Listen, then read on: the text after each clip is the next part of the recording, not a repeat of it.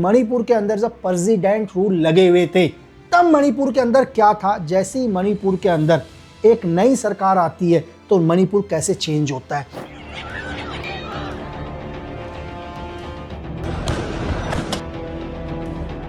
इन दोनों का रिवोल्यूशन आम जनता भुगत रही है। इंटरनेट के अंदर झूठी झूठी खबरें वायरल होने लग गई, मोबाइल इंटरनेट बंद करना पड़ा और पूरे मणिपुर के अंदर कर्फ्यू लगाना पड़ा। जैसे ही उसके घर पर ये रॉकेट लॉन्चर आके गिरता है, उसके दो बच्चे थे, एक 6 साल का बच्चा और एक महज 3-4 महीने की बच्ची, दोनों की जान चली जाती है यार। इस पूरा चांदपुर एक डिस्ट्रिक्ट, यहाँ पर क्या होता है, बहुत सारे लोग गुस्से में आते हैं। मैते समुदाय के लोग ये क्या करते हैं, सीआरपीएफ कैंप के ऊपर हमला बोल देते हैं। नॉर्थ ईस्ट भी हमारे ही देश का एक हिस्सा है, वहां के नागरिकों का भी हक इस देश में इतना ही है जितना आपका और मेरा है। दोस्तों, आज हम एक बहुत बड़ा और कड़वा सच आपके सामने रखने वाले हैं। एक ऐसा सवाल जो हर किसी को पूछना चाहिए कि मणिपुर जल रहा है, लेकिन क्यों जल रहा है।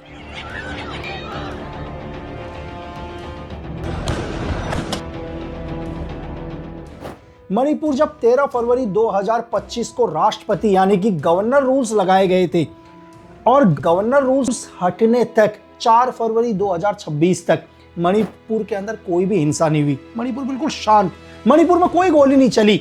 ऐसा क्या कि जब प्रेसिडेंट रूल लगे तब मणिपुर बिल्कुल शांत। जैसे ही 5 फरवरी 2026 को एक नई सरकार बनती है, युमनाम खेमचंद सिंह मुख्यमंत्री की पद की शपथ लेते हैं, तब से ही मणिपुर के अंदर अचानक हिंसा फैल जाती है। ऐसा क्या है कि मणिपुर में जब प्रेसिडेंट रूल थे तब मणिपुर शांत, जैसे ही मणिपुर में एक नई गवर्नमेंट बनती है मणिपुर दोबारा से जलना शुरू हो जाता है। क्या सच में कोई इत्तेफाक है या बहुत बड़ी साजिश। पहले मैं आपको समझाता हूं कि मणिपुर के अंदर जब प्रेसिडेंट रूल लगे हुए थे तब मणिपुर के अंदर क्या था। जैसे ही मणिपुर के अंदर एक नई सरकार आती है तो मणिपुर कैसे चेंज होता है। तो मणिपुर में जब केंद्र का सरकार था तो रूल्स, गवर्नर रूल्स थे, पूरे मणिपुर को आर्मी कंट्रोल कर रही थी। जितने भी टेररिस्ट हैं, जितने भी हथियार तस्कर हैं, जितने भी ड्रग माफिया हैं, उन सभी को एक ही बात पता है कि अगर मणिपुर के अंदर हिंसा करी तो सीधे जवाब में गोली मिलेगी। कोई भी पॉलिटिकल आदमी इनकी मदद करने नहीं आएगा। क्यों? क्योंकि किसी भी राजनेता के पास, किसी भी नेता के पास कोई पावर नहीं है। सिर्फ फौज एक्शन लेगी और फौज सीधे उन्हें मौत के घाट उतार देगी। तब तक हिंसा बिल्कुल शांत। लेकिन जैसे ही मणिपुर के अंदर एक नई सरकार आती है, और आज भी मणिपुर जल रहा है, आज भी लगातार मणिपुर के रोडों में विद्रोह हो रहा है। हजारों, लाखों लोग, लाखों महिलाएं, लाखों बच्चे आज रोड पर आए हुए हैं। लेकिन क्या आपको एक अजीब सा नहीं लगता कि महज कुछ ही दिन के अंदर इतना बड़ा चेंज कैसे। अगर मैं आपको यह बोलूं कि 7 अप्रैल 2026 को क्या हुआ, बिशनपुर मणिपुर में एक डिस्ट्रिक्ट है, वहां पर क्या है, एक रॉकेट लॉन्चर से हमला किया जाता है। एक कुकी टेररिज्म ग्रुप क्या करता है, इस रॉकेट लॉन्चर से फायर करता है। एक रॉकेट लॉन्चर क्या होता है, एक बीएसएफ जवान उसके घर पर आके गिरता है। जैसे ही उसके घर पर ये रॉकेट लॉन्चर आके गिरता है, उसके दो बच्चे थे, एक 6 साल का बच्चा और एक महज 3-4 महीने की बच्ची, दोनों की जान चली जाती है यार इस रॉकेट लॉन्चर हमले में। इसके बाद वहां के जो लोकल पब्लिक है, मैं बात बिशनपुर की नहीं कर रहा हूं क्योंकि रॉकेट लॉन्चर से जो हमला हुआ वो बिशनपुर में हुआ, लेकिन चूरा चांदपुर एक डिस्ट्रिक्ट, यहां पर क्या होता है, बहुत सारे लोग गुस्से में आते हैं। मैते समुदाय के लोग ये क्या करते हैं, सीआरपीएफ कैंप के ऊपर हमला बोल देते हैं। मतलब जैसे ही रॉकेट लॉन्चर से हमला हुआ, कुछ ही देर के बाद बहुत भीड़ आके सीआरपीएफ कैंप के ऊपर हमला। सीआरपीएफ कैंप क्या करती है, अपनी सेफ्टी के ऊपर फायर करती है और कुछ लोगों की जान चली जाती है और ये हिंसा और ज्यादा भड़क जाती है। पूरी की पूरी मणिपुर की जनता आक्रोश में आ जाती है। वो एक ही चीज बोलते हैं कि आप सख्त एक्शन नहीं ले रहे हो। लेकिन आर्मी ने क्या किया था, आर्मी ने अगले दिन ही यूनाइटेड कुकी नेशनल आर्मी के 4 आतंकवादियों को गिरफ्तार किया। लेकिन इसके बावजूद भी पूरे के पूरे रोड पर लोग, उनकी सिर्फ एक ही मांग थी कि उन सभी आतंकवादियों को खत्म करो जो मणिपुर के अंदर हिंसा कर रहे हैं। लेकिन अब इस मणिपुर की मैं ये नहीं बोलूंगा कि वो लोग गलत हैं, क्योंकि मासूम बच्चों की हत्या हुई है, बहुत सारे लोग घरों से बेघर हो गए। आज भी मणिपुर के अंदर ऐसे हालात हैं कि लोग कैंपों में रह रहे हैं, लोगों ने अपने घरों को छोड़ दिया क्योंकि वो इसी देश के नागरिक हैं, उनकी कोई गलती नहीं है। लेकिन गलती क्या है? दो टेररिज्म ग्रुप, मैं इन्हें टेररिज्म ग्रुप ही बोलूंगा, मैं इन्हें इंसर्जेंट नहीं बोलूंगा। दो टेररिज्म ग्रुप, चाहे वो कुकी ग्रुप हो चाहे मैते को कुछ एंटी एलिमेंट्स लोग हैं, इन दोनों का रिवोल्यूशन आम जनता भुगत रही है। आज भी मणिपुर के अंदर आप ग्राउंड के अंदर हालात जाकर देखो, बच्चे हों बूढ़े हों सब के सब कैंपों में रह रहे हैं। अगर मैं आपसे यही क्वेश्चन करूं कि अगर एक दिन के लिए आप अपने घर से दूर जाते हो, 1000 बार आपके घर वाले आपको फ़ोन करके पूछते हैं कि बच्चा तो सही है, सही टाइम पर पहुंच गया। वो भी हमारे देश के नागरिक हैं जो आज अपने घर बार को छोड़कर कैंपों में रह रहे हैं। क्यों? उनके तो खुद के घर भी हैं, सब कुछ है, लेकिन उसके बावजूद भी ऐसे क्यों हालात हो गए कि लोगों को अपना घर छोड़कर कैंपों में बसेरा करना पड़ रहा है।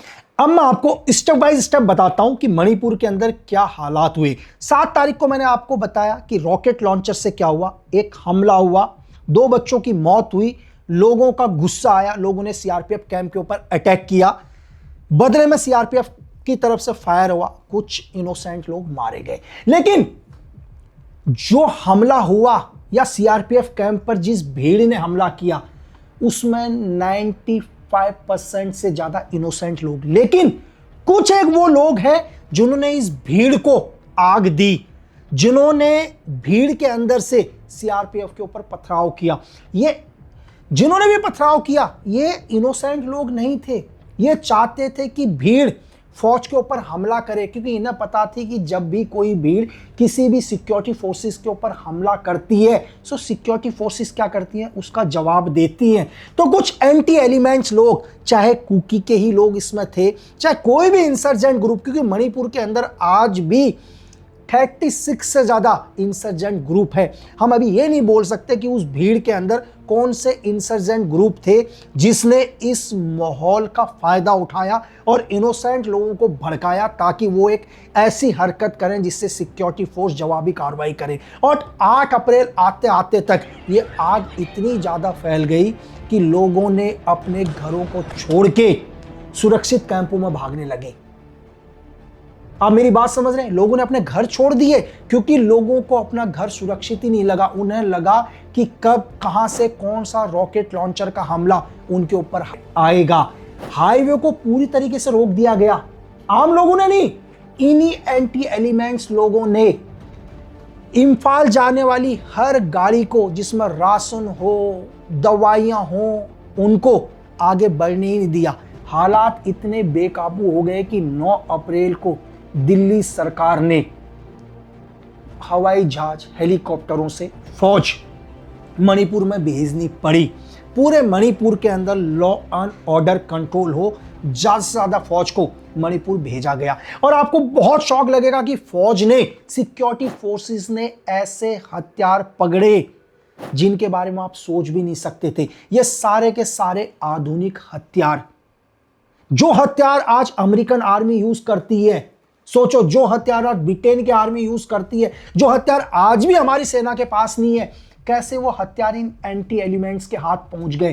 कोई ना कोई विदेशी ताकतें तो हैं जो चाहती हैं कि देश के अंदर एक गृह युद्ध जैसी सिचुएशन पैदा हो जाए। क्योंकि कुछ दिन पहले आपको पता है कि हमारे देश के अंदर 7 विदेशी नागरिकों को अरेस्ट किया, एक अमेरिकन, बाकी यूक्रेन के। अगर आप इन सभी 7 की डिटेल्स चेक करोगे तो इनका कहीं ना कहीं कनेक्शन किसी मिलिट्री, किसी ड्रोन कंपनी या किसी मिसाइल कंपनी के साथ थे। ये लोग इंडिया आते हैं, इंडिया आने के बाद नॉर्थ ईस्ट जाते हैं, नॉर्थ ईस्ट जाने के बाद म्यांमार जाते हैं, वहाँ एंटी एलिमेंट्स ग्रुप के साथ मिलते हैं, उनको ड्रोन की ट्रेनिंग देते हैं। तो कहीं ना कहीं कोई विदेशी ताकत पहले से ही रेडी थी, जिन्हें पता था कि उन्हें नॉर्थ ईस्ट को क्या करना है, एक गृह युद्ध जैसी सिचुएशन लेके आनी है। क्योंकि हमेशा नॉर्थ ईस्ट को आपने देखा होगा हमारे देश का एक बहुत शांत इलाका, जिसे कुछ एंटी एलिमेंट्स कभी चाहते ही नहीं है कि ये शांत रहे। और 10 अप्रैल को जनता का इतना ज़्यादा गुस्सा आया, यहाँ तक कि महिलाएं, लोग, सब के सब क्या है, ज़्यादा से ज़्यादा रोडों पर आ गए और फौज के खिलाफ उन्होंने क्या किया, प्रदर्शन करना शुरू कर दिया, या प्रेजेंट गवर्नमेंट के खिलाफ। कहीं ना कहीं ये कहीं भी न्यूज़, ये किसी भी चैनल के अंदर नहीं है, मीडिया के अंदर नहीं है, क्योंकि हमारे देश की मीडिया इजराइल तक जा सकती है, वो पूरा ईरान के वॉर को दिखा सकती है, वो पूरा लेबनान के वॉर को दिखा सकती है, लेकिन ऐसा क्या है कि इनके कैमरे नॉर्थ ईस्ट तक नहीं जाते? क्या ऐसा नहीं है कि नॉर्थ ईस्ट की ग्राउंड रियलिटी इस देश को बतानी चाहिए? क्यों नॉर्थ ईस्ट में ऐसे हालात हो गए? नॉर्थ ईस्ट भी हमारे ही देश का एक हिस्सा है, वहां के नागरिकों का भी हक इस देश में इतना ही है जितना आपका और मेरा है। और नॉर्थ ईस्ट के अंदर 11 तारीख आते आते, 11 अप्रैल आते आते माहौल इतना खराब हुआ कि इंटरनेट के अंदर झूठी झूठी खबरें वायरल होने लग गई, झूठे वीडियोस वायरल होने लग गए, और सरकार को मोबाइल इंटरनेट बंद करना पड़ा और पूरे मणिपुर के अंदर कर्फ्यू लगाना पड़ा। गवर्नमेंट ने कर्फ्यू इसलिए नहीं लगाया कि गवर्नमेंट लोगों को उनके घर में कैद करना चाहती है, सिर्फ कर्फ्यू इसलिए लगाया गया ताकि माहौल को धीरे धीरे शांत किया जा सके, उन सभी लोगों को ढूंढ कर निकाला जा सके जो इस हमले के पीछे हैं या इस गहरी साजिश के पीछे हैं। म्यांमार बॉर्डर से हथियार धीरे धीरे मणिपुर पहुंच रहे थे। कौन है वो लोग जो आज भी म्यांमार से मणिपुर के अंदर हथियार सप्लाई करते हैं? कौन वो विदेशी ताकतें हैं जो आज भी हजारों मासूम लोगों को टारगेट कर रहे हैं? आज मणिपुर के अंदर हालात इतने खराब हैं कि लोग सही तरीके से खा नहीं पा रहे। लोगों का गुस्सा है सरकार के खिलाफ, बिल्कुल गुस्सा होना चाहिए, क्योंकि जब इन्होंने आपको पावर में बैठाया है, आपको अपना नेता चुना है, तो आपका भी पूरा धर्म बनता है, आपका फर्ज बनता है कि आप इन लोगों को सुरक्षा मुहैया करा सको, इनको रोजगार दो, इनके बच्चों को एक अच्छा भविष्य दो।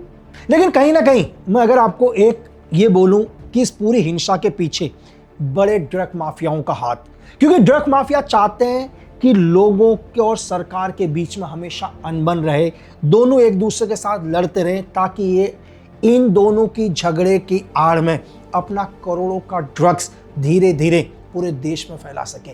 कहीं ना कहीं आप दुनिया में कोई भी हिंसा देखोगे तो उस हिंसा के पीछे आपको हमेशा पावर का गेम नजर आएगा। और मैं आपसे कहता हूं कि दुनिया के अंदर ड्रग्स इतना पावरफुल है कि किसी भी देश की सरकार को गिरा सकता है। अब यहीं से अंदाजा लगाओ कि जब कहते हैं कि अफगानिस्तान की धरती से जब ड्रग्स निकलता है तो उसकी कीमत 1 लाख रुपए केजी होती, जैसी वो ड्रग्स हिंदुस्तान की धरती में आता है तो ड्रग्स 1 करोड़ रुपए केजी हो जाता है, और जैसी वो ड्रग्स अमेरिका तक पहुंचता है तो वो 9 करोड़ रुपए केजी हो जाता है। तो उस ड्रग्स के अंदर ऐसा क्या है कि 1 लाख का ड्रग्स हिंदुस्तान तक पहुंचने तक 99 लाख रुपीस प्रॉफिट में हो जाता है, और अमेरिका तक पहुंचने तक 8 करोड़ 99 लाख के प्रॉफिट में हो जाता है। आप समझ सकते हैं कि इस ड्रग्स से जो पैसा आता है उस पैसों का क्या होता है। उस पैसों से हथियार खरीदे जाते हैं, उस पैसों से आतंकवाद बढ़ाया जाता है, इन्हीं पैसों से पूरी दुनिया के अंदर हिंसा फैलाई जाती है, ताकि पूरी दुनिया एक गृह युद्ध में आए और ये बड़े बड़े ड्रग्स माफिया पूरी दुनिया के अंदर अपना धंधा आसानी से चला सके।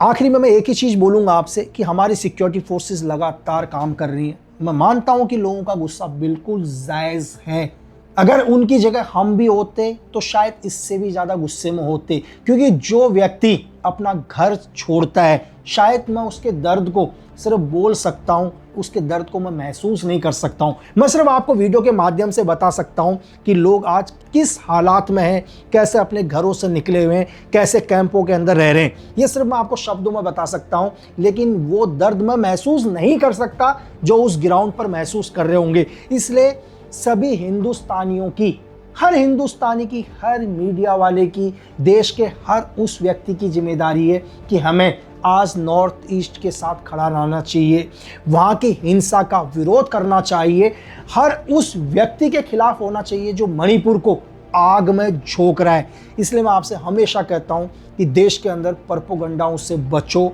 देश के अंदर ऐसी अफवाहों से बचो जो आपको हिंसा के रास्ते में लेके जा रहे हो। हमेशा देश के पक्ष में बात करो, क्योंकि देश प्रेम से बड़ा दुनिया में कोई धर्म नहीं।